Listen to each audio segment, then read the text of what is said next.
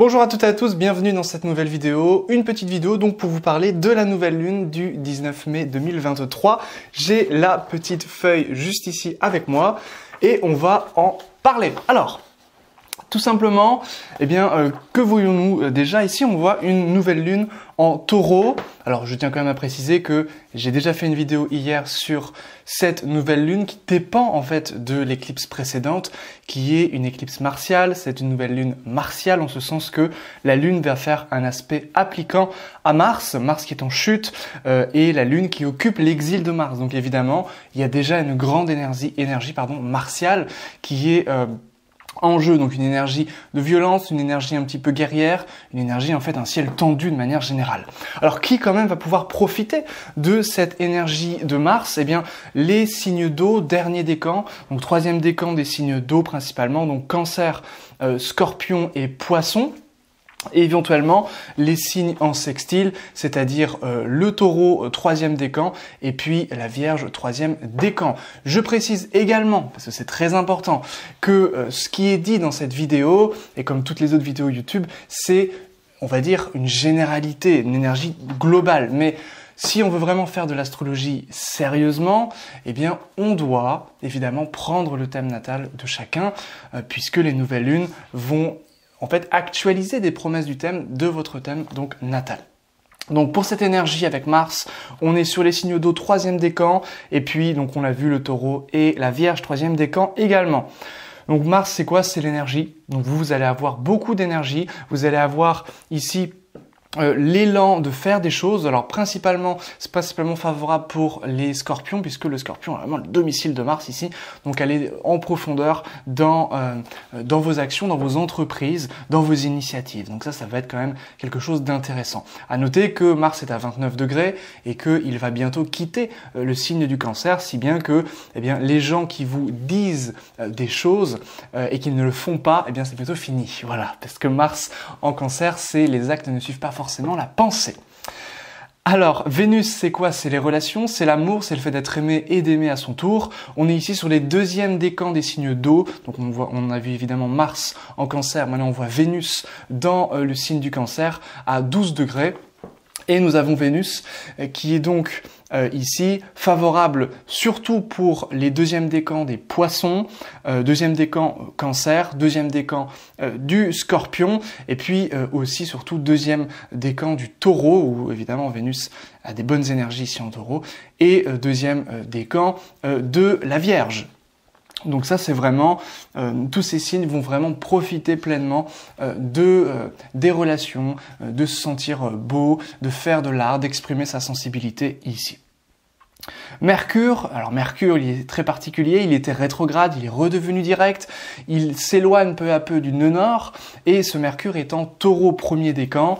Donc ici c'est la communication, c'est l'idée de marchander, de faire des transactions et toutes ces petites choses-là. Premier décan donc du Taureau, du Capricorne et de la Vierge sont ici particulièrement favorisés, surtout évidemment la Vierge, puisque c'est le domicile et l'exaltation de Mercure.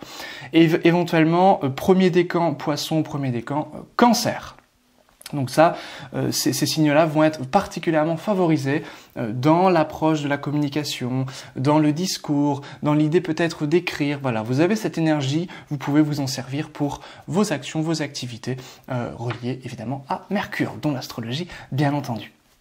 Jupiter vient d'entrer dans le signe du Taureau. Donc Jupiter, c'est l'optimisme, c'est la joie de vivre, c'est le fait de prendre du recul, c'est le bon vivant, bon enfant. Jupiter, c'est la chance également. Donc là, les Taureaux vont vraiment pouvoir profiter pleinement de cette énergie de Jupiter qui vient d'entrer dans leur signe. Donc premier décan Taureau particulièrement favorable, premier décan Capricorne, premier décan Vierge, donc tous les signes de terre. On voit qu'il y a beaucoup de planètes en signe de terre. Ici, il y a Jupiter, Mercure, Uranus, la Lune, Soleil et le nœud nord dans le signe du Taureau, évidemment, donc j'en ai déjà parlé dans la vidéo précédente sur la nouvelle Lune, avec cette énergie du Taureau, et très martiale aussi, on l'a vu avec Mars qui est en plein dans sa chute à 29 degrés du Cancer. Donc vraiment, vous allez pouvoir profiter, premier décan des signes de terre, Capricorne, Taureau, Vierge, de cette énergie de chance, d'optimisme. Et évidemment, les Taureaux, c'est vous qui en profitez le plus avec cette conjonction. Éventuellement, les signes donc d'eau, surtout Poisson et Cancer, premier décan, vous allez également pouvoir bénéficier de cette énergie de Jupiter, puisque Jupiter, eh bien, pour les premiers décans des Poissons aspecte son domicile, et en Cancer aspecte son lieu d'exaltation, c'est-à-dire les 2 meilleures places pour Jupiter. Ensuite, Uranus. Alors lui, Uranus, je vais pas forcément beaucoup en parler, simplement que la Lune s'en éloigne. Donc c'est une énergie ici qui était vers Uranus, puisque Uranus est à 19 degrés Taureau et que la Lune est à 28 degrés du Taureau. Donc, alors, je suis un petit peu bas, je m'en rends compte. Ici, donc, la Lune est à 19 degrés Taureau, la Lune à 28 degrés. Donc, la Lune a fait une conjonction partile à Uranus, puis elle s'éloigne pour faire un sextile qui est plutôt un très bon aspect ici avec Neptune, pour enfin arriver à Mars. Donc ici, vraiment les deuxièmes décans, vraiment deuxième décan et troisième décan du Taureau, vous allez vraiment être pris par cette nouvelle lune, puisque vous allez être dans une espèce d'énervement, dans une espèce en même temps d'idéal, et cet idéal peut être un petit peu déçu. Pourquoi ? Parce qu'encore une fois, la Lune, après avoir fait cet aspect à Neptune, va faire un aspect qui n'est vraiment pas terrible à Mars, parce qu'il se retrouve en chute et que la Lune occupe son lieu d'exil. Donc là, c'est quand même ce qu'on appelle une fausse réception. Donc c'est pas génial pour Mars et pour ce nouvel aspect. Saturne, parlons-en un petit peu. Premier décan des Poissons. Saturne, c'est la discipline, c'est la régularité, c'est le fait de mettre des choses en œuvre, c'est le fait de restructurer un petit peu l'ensemble de sa vie et ses projets et d'aboutir, d'approfondir et d'aller au bout des choses.